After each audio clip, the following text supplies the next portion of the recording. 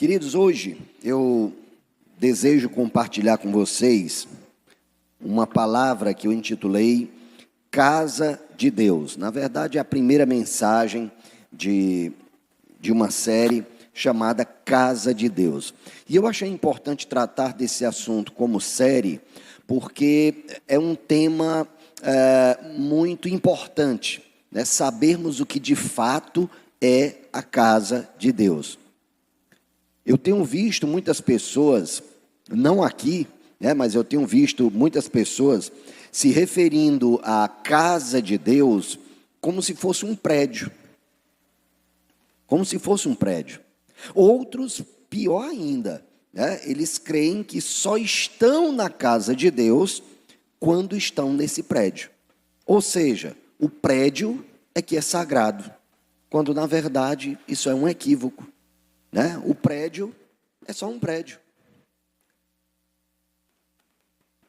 Eu quero compartilhar com vocês Gênesis 28, 11 a 19, onde nós podemos vislumbrar o que Deus chama de casa de Deus. A palavra diz: Jacó partiu de Berseba e foi para Harã. Chegando a determinado lugar, parou para pernoitar, porque o sol já se havia posto. Tomando uma das pedras dali, usou-a como travesseiro e deitou-se. E teve um sonho no qual viu uma escada apoiada na terra. O seu topo alcançava os céus, e os anjos de Deus subiam e desciam por ela. Ao lado dele estava o Senhor, que lhe disse: Eu sou o Senhor, o Deus de seu pai Abraão e o Deus de Isaque. Darei a você e a seus descendentes a terra na qual você está deitado. Seus descendentes serão como o pó da terra e se espalharão para o oeste e para o leste, para o norte e para o sul. Todos os povos da terra serão abençoados por meio de você e da sua descendência. Estou com você e cuidarei de você aonde quer que vá, e o trarei de volta a esta terra. Não o deixarei enquanto não fizer o que lhe prometi. Quando Jacó acordou do sono, disse: Sem dúvida o Senhor está nesse lugar, mas eu não sabia. Tive medo e disse: Temível é este lugar, não é outro senão a casa de Deus. Esta é a porta dos céus. Na manhã seguinte, Jacó pegou a pedra que tinha usada como travesseiro, colocou-a de pé como coluna e derramou óleo sobre o seu topo. E deu o nome de Betel àquele lugar, embora a cidade anteriormente se chamasse Luz. Então, queridos, Jacó teve uma experiência com Deus. Jacó teve uma experiência muito importante. Para compreendermos essa experiência, é preciso também percebermos o contexto em que isso tudo aconteceu. Como todos vocês sabem, Jacó é filho de Isaque, mas não era o único filho. Havia outro filho chamado Esaú. Esaú era o filho mais velho e deveria herdar a primogenitura dada pelo pai. Isso garantiria a ele a maior parte da herança que o pai havia acumulado. Mas ele vendeu esse direito à herança, ele vendeu essa primogenitura ao seu irmão mais novo, Jacó, por um prato de lentilhas, por um prato de feijão com farinha, para a gente entender melhor. E posteriormente, Jacó enganou seu pai, se apresentando a Isaque como se fosse Esaú e pedindo a Isaque que o abençoasse com essa primogenitura. E assim Isaque fez.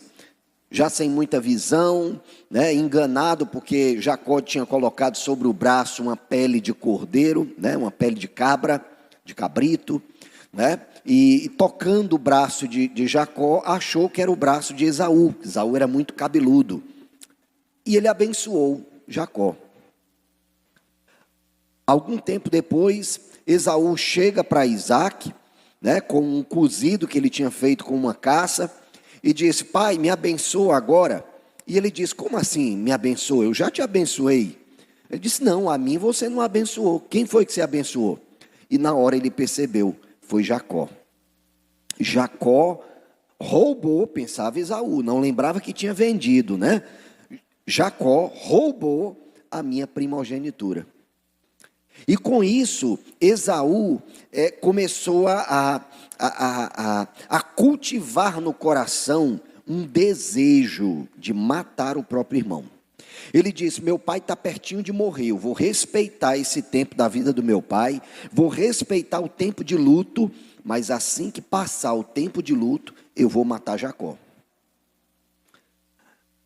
A mãe deles, Rebeca, tinha percebido esse desejo no coração de Esaú, e foi até Isaac e disse: olha, Esaú está planejando matar Jacó. Para evitar uma tragédia nessa família, vamos mandar Jacó para Harã. Se você não lembra, querido, Harã foi o lugar, onde a família de Abraão se estabeleceu. Abraão nasceu em Ur dos caldeus, lá no que a história chamou Mesopotâmia. Então a origem dele é de lá, mas Deus falou para ele que deveria pegar toda a sua família e rumar para o lugar que Deus indicaria a ele.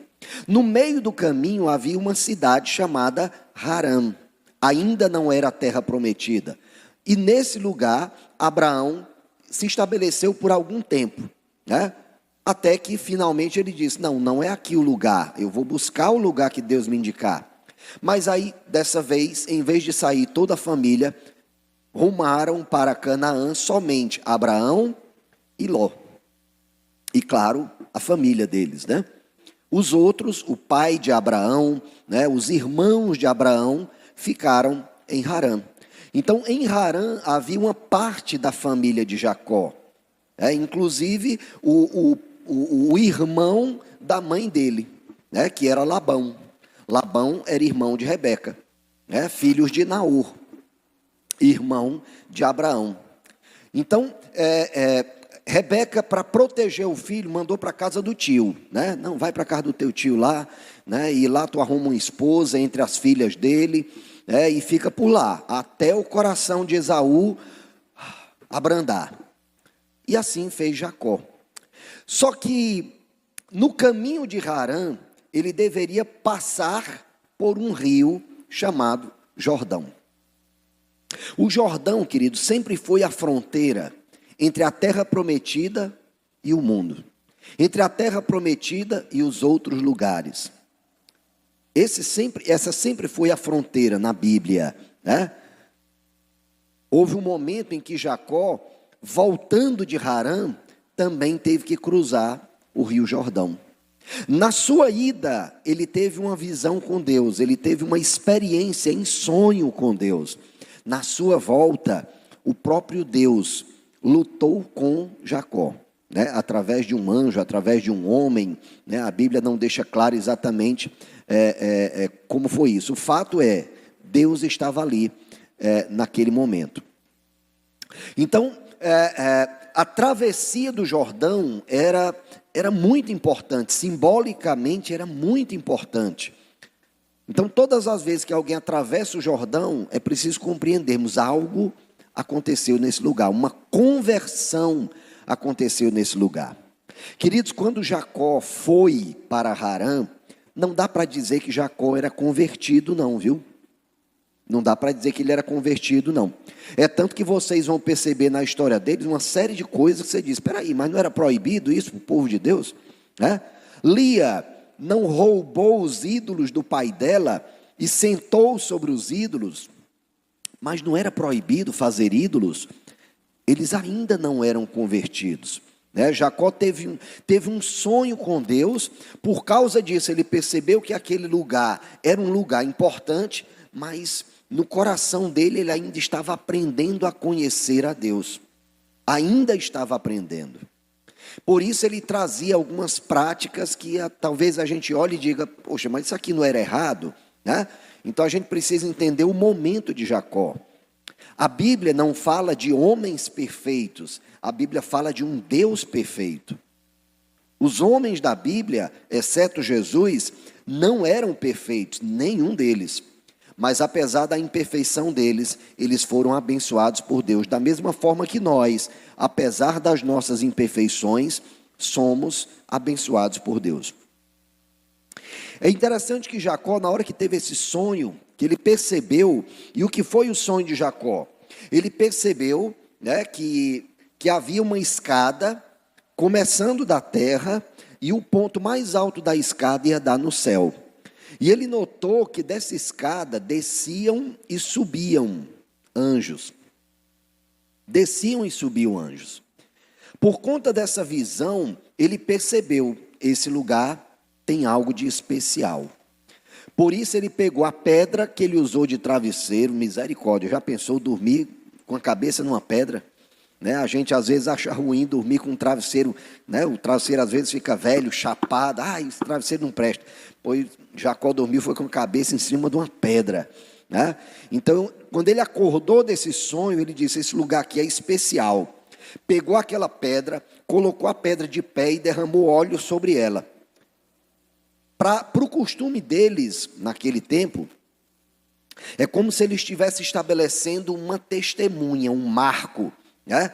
Nesse lugar eu tive uma experiência com Deus. Esse lugar é um lugar diferente. E por isso deu àquele lugar o nome Bet-El. Bet é casa, El é Deus, né? Tem uma outra cidade que faz parte da história da redenção, que é chamada Bet-Lehem. Alguém sabe que cidade é essa? Belém, né? A gente chama de Belém, mas era Bet-Lehem, casa do pão. Enquanto Betel é casa de Deus. Mas tem um detalhe. Atos 17, 24 diz: o Deus que fez o mundo e tudo que nele há é o Senhor do céu e da terra, e não habita em santuários feitos por mãos humanas.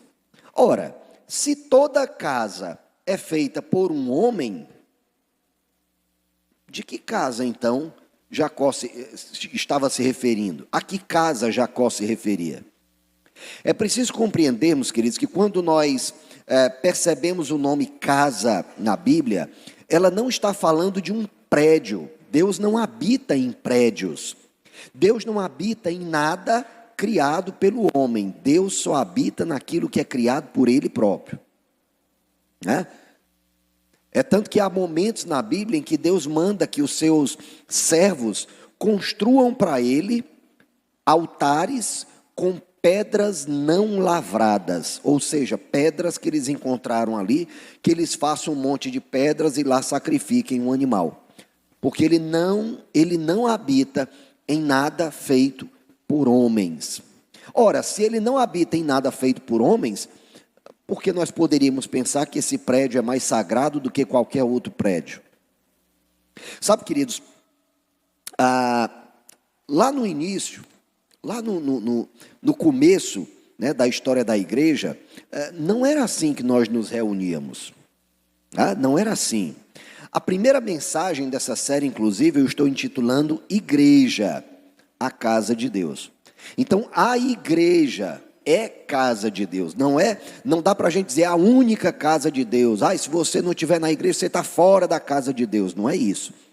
Mas nós precisamos compreender que casa de Deus é o lugar onde céu e terra se unem.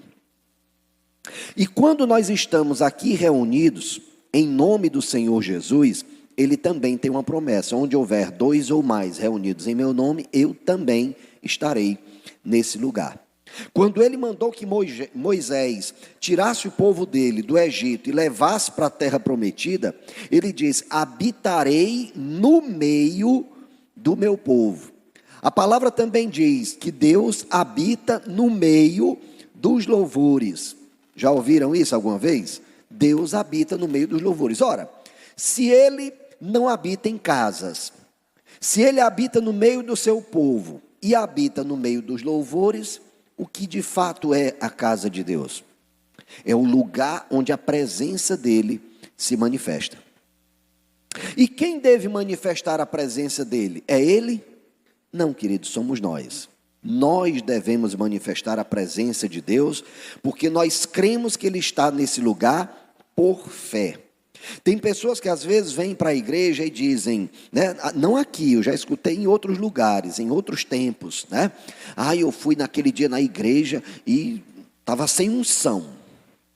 A igreja estava, não sei, não sentia a presença de Deus naquele lugar. Sabe, queridos, o responsável por trazer unção à igreja, o responsável por trazer a presença de Deus para a igreja, somos nós. Nós é que trazemos essa presença, e trazemos essa presença através do nosso tempo sozinho com Deus em casa, através do nosso empenho em fazer a vontade de Deus, através da nossa determinação de matar o nosso ego e permitir que o Espírito Santo viva através de nós no nosso dia a dia. Não é na hora de vir para a igreja, né? Às vezes a pessoa está em casa discutindo o tempo todo, irritando os filhos desonrando os pais. Aí chega o momento de ir para a igreja. Bora, todo mundo se ajeita aí, nós vamos agora para a igreja. Quando chegar na igreja eu quero beijinho, eu quero sorriso um para os outros, eu não quero ninguém se desentendendo na igreja, porque senão a gente vai perder o ministério que é nosso. Tem muita gente que tem esse pensamento, não aqui, né? Mas eu já vi isso em alguns lugares. Já percebi isso em alguns lugares. Olha, menino, o pastor não pode saber que aqui em casa a gente é que nem cão e gato não, viu? Se ele souber, ele vai tirar da gente a função tal. Sabe, queridos, para início de conversa, quem concede ministério não é o pastor, quem concede ministério é Deus. O pastor só reconhece esse ministério, né? Mas o ministério é concedido por Deus. Mas precisamos lembrar que o principal ministério que nós temos está em casa. É sobre isso que nós estamos falando. O principal ministério que nós temos está nas nossas casas. Então tem muitas pessoas que ficam, o meu ministério. Peraí. Você já começou o seu ministério? Como assim, pastor? Você não me deu oportunidade ainda? Mas já começou em casa? Não, assim, em casa é outra coisa, né, pastor? Eu estou falando de servir a Deus. Pois é, querido, nós servimos a Deus em casa. Em casa. O maior exercício que eu tenho que fazer como pastor dessa igreja é cuidar bem da minha esposa. É ser pastor da minha esposa. Se eu não souber ser pastor da minha esposa, meu Deus, eu não deveria nem estar subindo aqui não. Se eu não souber honrar a minha esposa, se eu não souber ajudar a minha esposa, eu nem deveria estar aqui. Eu deveria estar em casa aprendendo a cuidar da minha casa para depois, aí sim, depois, cuidar da igreja que é a casa de Deus.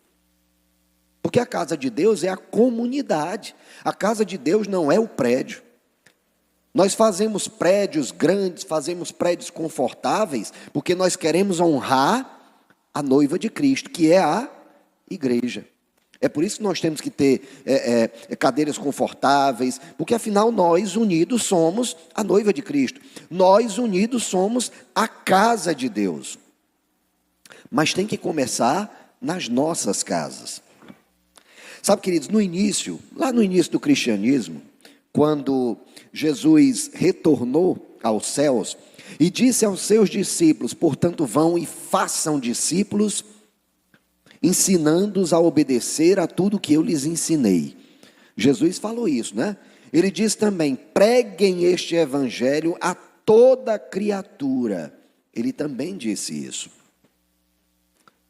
Mas quando esses discípulos começaram a ser formados, eles não tinham um ambiente como esse para reunir, não.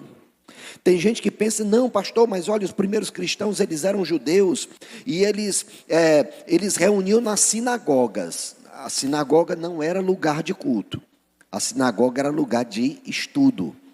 Ninguém ia para a sinagoga para louvar, para adorar, para ouvir a palavra de Deus. Não, eles iam para ler a palavra de Deus e discutir entre eles. Então era um ambiente pequeno, era um ambiente bem pequeno. No templo, por sua vez, eles iam entregar os sacrifícios, mas eles mesmos não participavam de nada no templo. Eles entregavam os sacrifícios e os levitas providenciavam os holocaustos, providenciavam a preparação das ofertas. Depois eles só recebiam a parte deles e iam para casa para comer daqueles alimentos que foram alimentos, ofertas de comunhão, por exemplo. E como é que os primeiros cristãos se reuniam então? Como é que eles faziam? Como é que eles se organizavam? Sabe, queridos, esse formato aqui de auditório foi uma inovação para os cristãos. Eles começaram a se reunir nas casas uns dos outros. Só que houve um determinado momento que o cristianismo cresceu tanto que o maior império da época se cristianizou. Roma, que era pagã, Roma, que era um estado teocrático, tá certo? Tem gente que pensa que Roma era laico. Não, Roma não era laico, era teocrático. O imperador, inclusive, era o próprio Deus e carregava o título de sumo pontífice. Ou seja, assuma a principal ponte entre a terra e os deuses. Esse era o título do imperador romano. Então, eles tinham alguns ambientes que eles chamavam de basílica. As basílicas, elas eram invenção romana. E o propósito da basílica era, originalmente, servir de tribunal, e servir de lugar de negociação. Era isso que se fazia nas basílicas. A basílica era uma mistura de, hoje, fórum com beco do cotovelo. Era isso. Era dessa maneira que funcionavam as basílicas romanas, tá certo?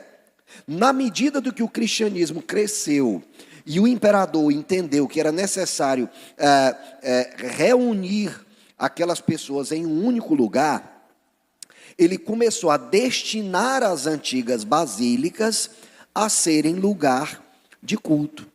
E aí os cristãos que antes se reuniam em casas passaram a se reunir num auditório chamado basílica.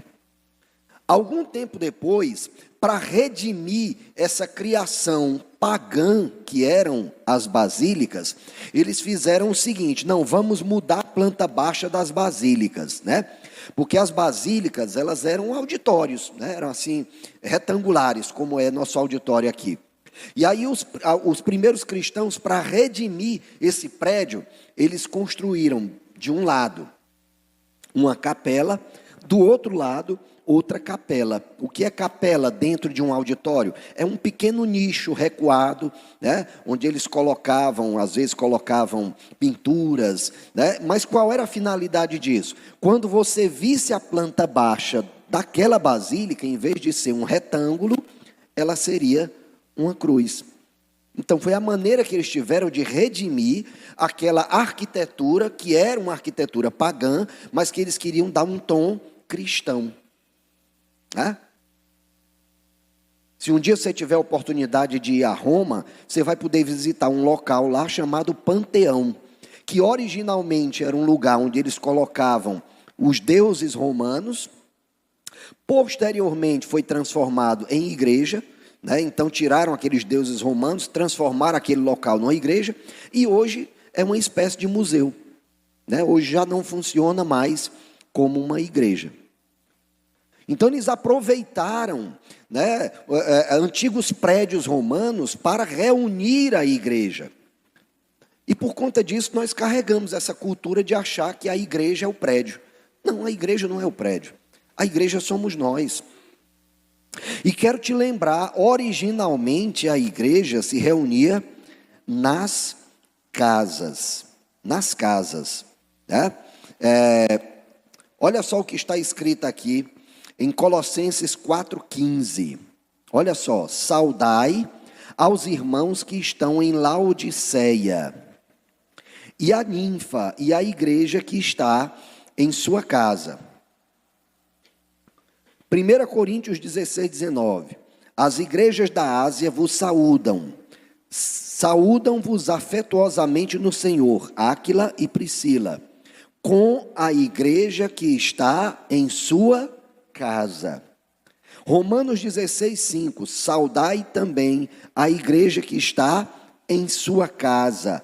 Saudai a Epêneto, meu amado, que é as primícias da Acaia em Cristo. Filemon, 1:2. E a nossa amada Áfia e a Arquipo, nosso camarada, e a igreja que se reúne em sua casa. Ele não estava se referindo, queridos, a uma única igreja.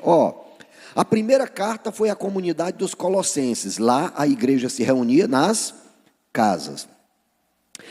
A comunidade de Corinto, ele manda uma outra carta dizendo: a igreja que está em sua casa. Ou seja, ele já estava falando da outra comunidade que também se reunia nas casas. Romanos, ou seja, lá em Roma, na Itália, a igreja que está em sua casa. E finalmente a Filemon. Aqui agora há uma pessoa e não há uma comunidade. Ele diz: e a igreja que está em sua casa. Então esse é o modelo criado pelos discípulos de Jesus. Esse é o modelo que serviu à igreja e que proporcionou à igreja um grande e saudável crescimento. Porque quando a igreja cresceu, nesse período em que ela estava nas casas, a igreja ainda não era aceita pelo Estado, pelo contrário, era perseguida pelo Império Romano. Era perseguida. Mas o que acontecia nas casas era tão fundamental, era tão importante, que esse cristianismo cresceu. Nas casas, eles partilhavam o pão, nas casas, eles oravam, nas casas, eles cuidavam dos órfãos e das viúvas, nas casas tudo isso acontecia. Eles se reuniam. Em alguns momentos, domingo inclusive, nós adotamos o domingo e não sábado, porque era o dia que os primeiros cristãos se reuniam, era o dia da ressurreição. Então até hoje nós nos reunimos no domingo, porque os primeiros discípulos se reuniam aos domingos, o dia do Senhor. O sábado era para os judeus guardavam o dia de sábado. Precisamos então lembrar que sábado, na verdade, quer dizer descanso. Então não interessa o dia da semana, desde que a gente tenha o dia de descanso. Então, na nossa igreja, na Paz Church Sobral, nós ensinamos sobre essa visão, a visão da igreja primitiva. E eu quero inclusive te mostrar aqui, nós temos no Café com o Pastor, a gente sempre mostra esse slide aqui, que é a visão dos corações. Inicialmente, nós vamos ver aqui o reino de Deus, o reino de Deus, o reino de Deus, isso, O que é o reino de Deus? Nós acabamos de terminar uma série de mensagens falando sobre o reino de Deus. O reino de Deus é tudo, querido, tudo pertence a Ele, o universo pertence a Ele, tudo pertence a Ele. E como nós manifestamos que somos súditos do reino de Deus? Obedecendo. É assim que nós demonstramos, que nós manifestamos na terra que nós somos súditos desse reino, obedecendo. Mas o reino, na verdade, é tudo. A palavra diz que no dia determinado por Deus, todo joelho se dobrará e toda língua confessará que Ele é Senhor. Mas o coração desse reino, a manifestação desse reino na terra, é exercida pela igreja do Senhor Jesus. Pela igreja invisível, compostas dos homens e mulheres que pertencem a esse reino e que manifestam a sua cidadania celestial. Amém? Então essa é a igreja do Senhor Jesus. Mas como a igreja do Senhor Jesus se manifesta? Como é que eu posso ver a igreja do Senhor Jesus? Através da igreja local. Queridos, é fundamental, se nós desejamos viver a plenitude do Evangelho, é fundamental uma aliança com a igreja local. Aliança. Aliança não é um namoro, aliança não é um fica, aliança é um casamento, na alegria ou na tristeza, na saúde ou na doença, até que a morte nos separe. Não é isso que a gente diz nos casamentos? Isso expressa uma aliança. Isso expressa uma aliança. Então é importante que você, poxa, eu mudei de cidade, né? Mudei de cidade. A primeira coisa que você deveria pensar ao mudar de cidade é: naquela cidade tem uma igreja onde eu possa congregar? Deveria ser a primeira coisa. Às vezes vem gente, ai pastor, tal, vamos mudar para tal canto. É mesmo, cara, por quê? Porque passei no concurso, arrumei um emprego, fui chamado, a empresa me promoveu e tal. Ai, que legal. E me diz uma coisa, você vai congregar onde lá? Ai, não sei, pastor, quando eu chegar lá eu vejo. E se não tiver igreja lá? E se não tiver? Como é que vai ser? Se o cara disser, pastor, se não tiver igreja lá, eu vou fundar uma. Top. Beleza. Se não tiver, eu vou pedir a você que me dê cobertura, que você me ajude a fundar uma igreja. Mas eu vou fundar uma igreja lá. Ficar fora de igreja eu não fico, não. De jeito nenhum. Né? Nem que seja uma igreja de 3 pessoas. Mas a palavra diz que onde houver 2 ou mais em nome dele, ele também está. Então vai ser uma igreja de 3 pessoas. Eu, minha mulher e meu filho. Mas nós vamos começar uma igreja lá. Sabe, queridos, estar aliançado a uma igreja é fundamental, porque a igreja local é a manifestação da igreja de Cristo na terra. Tudo que nós precisamos fazer nessa terra, nós fazemos por meio da igreja. Quando nós fazemos individualmente, de forma isolada, nós não somos igreja. Tá bom? Aí talvez tenha sido você individualmente que fez. E eu ainda digo mais para você, eu tenho até alguma reserva, né? De dizer que Deus está se agradando desse tipo de atitude, porque Deus não se agrada de atitudes egoístas, egocêntricas. Não, eu vou fazer, é a minha obra, eu vou fazer caridade sozinho, porque aquele povo da igreja é tudo hipócrita. Meu Deus, eu acho que Deus não gosta nem um pouco de um pensamento desse. Porque quando nós falamos mal da igreja, seja ela qual for, nós estamos falando mal da noiva de Cristo. Precisamos lembrar disso. A igreja, a comunidade dos santos, seja ela qual for, tá bem? Não importa qual é, ela é a noiva de Cristo. Então nós não podemos, é uma coisa que nós vigiamos muito aqui na Paz Church, é não falar mal de ministério nenhum, não falar mal de igreja nenhuma. A gente procura fazer o melhor que a gente sabe, o melhor que a gente pode. A gente procura olhar para os outros e dizer, não, eu acho que nesse aspecto eles estão errados, então nós não vamos fazer aqui. Mas a gente também não fala de ministério nenhum. Está na moda agora, escândalo na igreja tal, escândalo na... Está na moda. Eu acho isso terrível, queridos, terrível. Porque nós estamos falando mal da noiva de Cristo. Então, se tem algo de errado naquele lugar, Deus vai levantar um profeta e vai confrontar. O Espírito Santo, que é o dono da igreja, ele vai dar um jeito de dizer, não, esse pastor aí não representa a mim, não. Deus vai dar um jeito de tirar esse pastor que está errando naquela igreja. Mas nós não podemos falar mal da Assembleia dos Santos.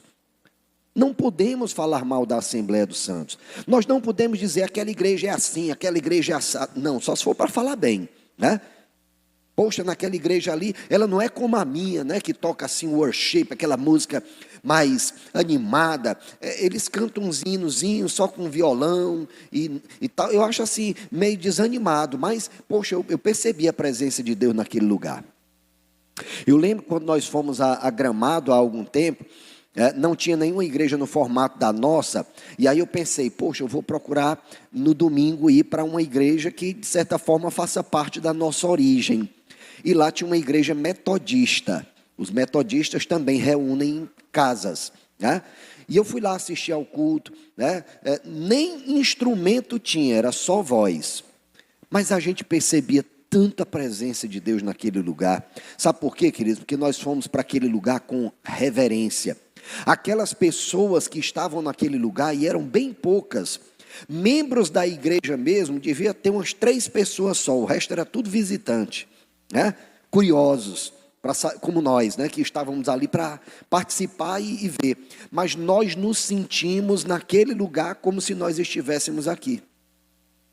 Agora, por quê? Porque nós estabelecemos uma aliança com a igreja do Senhor Jesus, que se manifesta através de uma igreja local.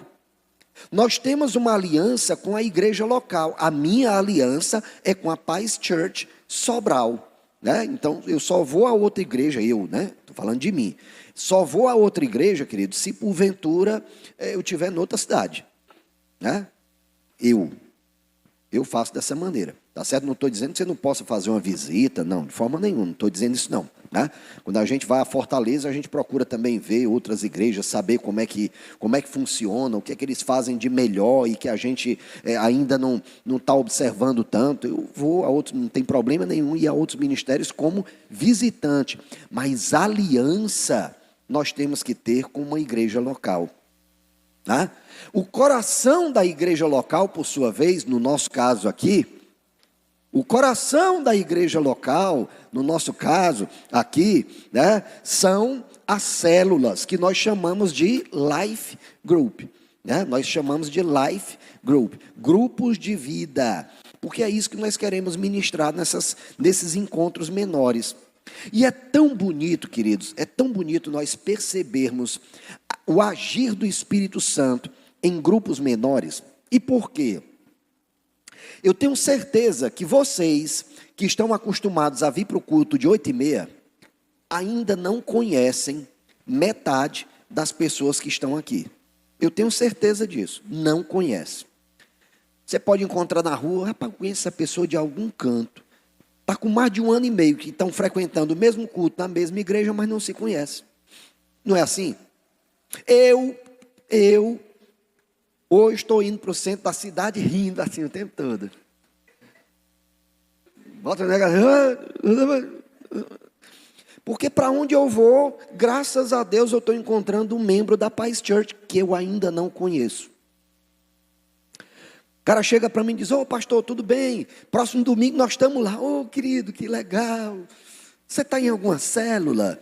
Né? Porque a segunda pergunta que eu faço a qualquer pessoa, né, que eu encontro, que está por aqui, né, a segunda pergunta que eu faço, depois de dizer você está bem, você já está em alguma célula? É a segunda pergunta que eu faço para todo mundo.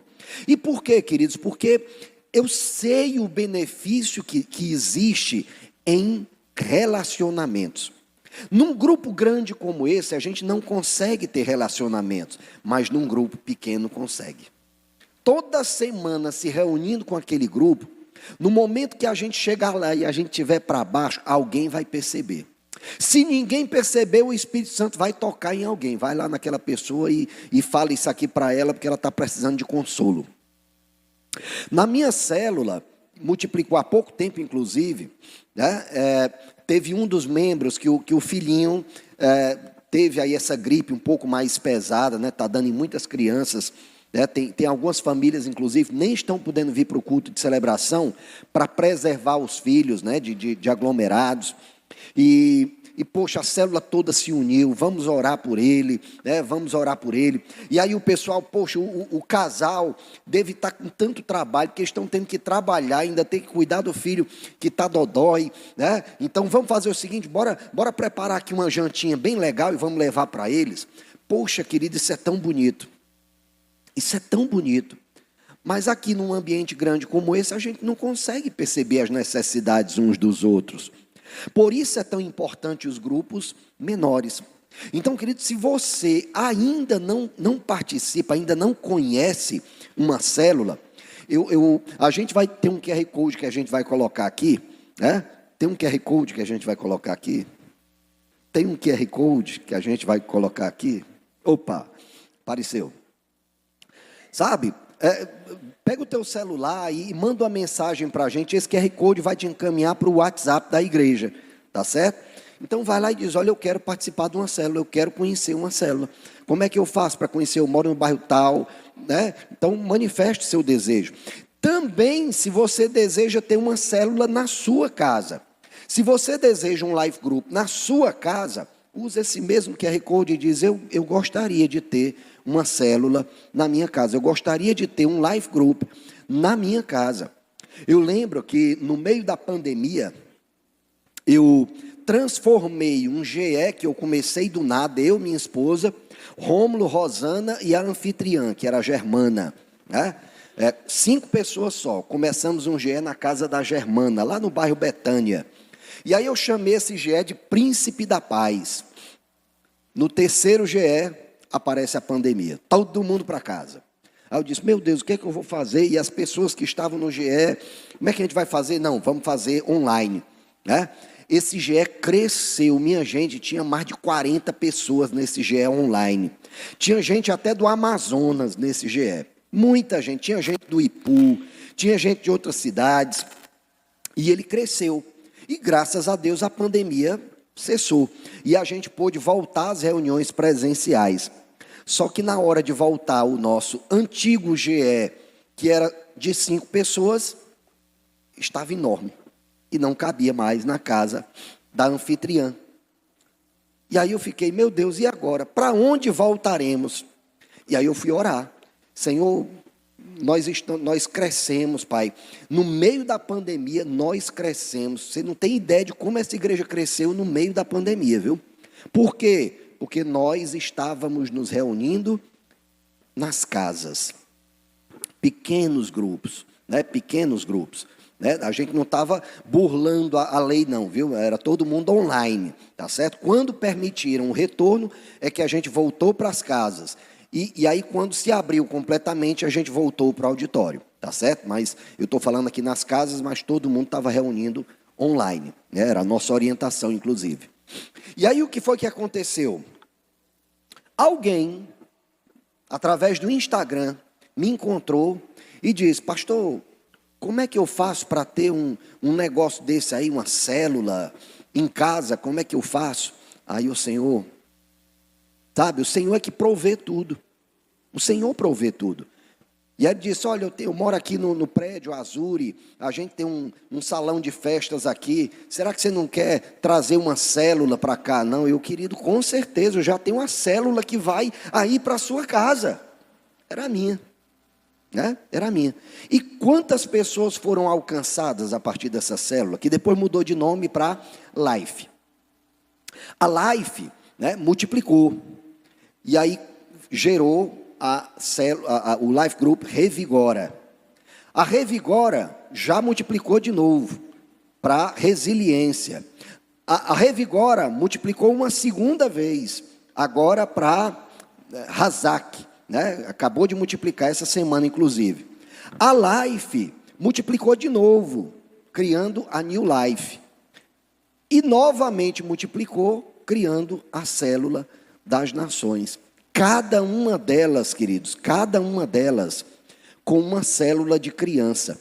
Então imagina quantas vidas estão sendo alcançadas por causa de uma reunião que começou com 5 pessoas em uma casa. Quantas vidas foram alcançadas? Sabe, queridos, é uma bênção receber uma célula em casa. Eu vou te contar aqui uma história sobre a bênção de ter uma igreja em casa. Está aqui em 2 Samuel 6, de 1 a 12. De novo, Davi reuniu os melhores guerreiros de Israel, 30.000 ao todo. Ele e todos os que o acompanhavam partiram para Baalim, em Judá, para buscar a arca de Deus, a arca sobre a qual é invocado o nome do Senhor dos Exércitos, entronizado entre os querubins acima dela. Puseram a arca de Deus num carroção novo e levaram da casa de Abinadab na colina. Uzá e Aiô, filhos de Abinadab, conduziram o carroção com a arca de Deus, e Aiô andava na frente dela. Davi e todos os israelitas iam cantando e dançando perante o Senhor ao som de todo tipo de instrumentos de pinho, harpas, liras, tamborins, chocalhos e símbolos. Quando chegaram à eira de Nacon, Uzá esticou o braço e segurou a arca de Deus, porque os bois haviam tropeçado. A ira do Senhor acendeu-se contra Uzá, por seu ato de irreverência.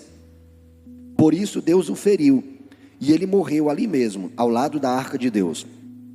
Davi ficou contrariado, porque o Senhor em sua ira havia fulminado Uzá. Até hoje aquele lugar é chamado Perez Uzá. Naquele dia Davi teve medo do Senhor e se perguntou: como vou conseguir levar a arca do Senhor? Por isso ele desistiu de levar a arca do Senhor para a cidade de Davi, e em vez disso levou para a casa de Obed-edom, de Gate.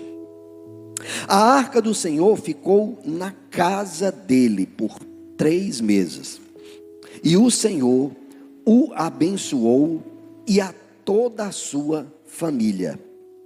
E disseram ao rei Davi: o Senhor tem abençoado a casa de Obed-edom e tudo que ele possui, por causa da arca de Deus. Então Davi, com grande festa, foi à casa de Obed-edom e ordenou que levassem a arca de Deus para a cidade de Davi. Sabe, queridos, 3 meses que Uzá recebeu aquela presença na casa dele, foi o período em que a família dele prosperou, foi o período em que ele prosperou, foi o período em que Deus abençoou a casa dele. 3 meses só, 3 meses. Nós temos pessoas aqui que já recebem células há anos, que já tem um life group na sua casa há anos, e como eles têm sido abençoados, porque a presença de Deus, queridos, abençoa o lugar onde ela está. Foi assim com Jacó. Jacó teve um sonho com Deus, teve uma experiência com Deus, colocou aquela pedra e disse: aqui é casa de Deus. Então, quando nós recebemos um life group em casa, nós estamos também atraindo essa bênção para as nossas casas, porque a igreja, a verdadeira casa de Deus, a igreja está indo para aquela casa uma vez por semana, 1 hora por semana, pelo menos essa é a nossa orientação, né? E como é esse life group? Tem gente que não conhece porque acha que vai chegar lá e vai ser obrigado a contar pecado, né? E vai ter gente caindo, e vai ter gente tremendo. Não vou para esse lugar não, querido. O life group é uma reunião onde nós prezamos, antes de tudo, nosso relacionamento com Deus. Então tem muito louvor, tem adoração. Nós prezamos pelo alimento que vem de Deus, a palavra. Então tem um momento para nós compartilharmos a palavra. E é compartilhar porque todo mundo, quem quiser, participa, né? Não precisa ser autoconhecedor da palavra, não. Você pode ir para a célula e dizer: olha, eu estava no culto e eu senti isso, né? Eu estava no culto e eu entendi isso. E vai ter uma pessoa lá que vai ajudar todo mundo a congregar, né? A trocar ideias. Finalmente, tem os momentos de oração, onde nós colocamos as nossas aflições. Se alguém não quiser dizer: eu quero uma oração por tal coisa, mas eu não quero que ninguém saiba, você pode colocar num papelzinho lá, tem a caixinha de oração da célula, né? A caixinha de oração, ninguém vai pegar o bilhete para ler depois, é um ato de fé, né? É um ato de fé. Então coloca lá, de tempos em tempos a gente pega aquelas orações tudinha e desfaz e deixa a caixinha seca de novo, mas ninguém lê esses bilhetes, né? Então é importante participarmos de um pequeno grupo, para que nós possamos viver os benefícios que Deus tem para nós nos relacionamentos, na igreja, que são os relacionamentos, que são as alianças que nós estabelecemos entre nós. Amém?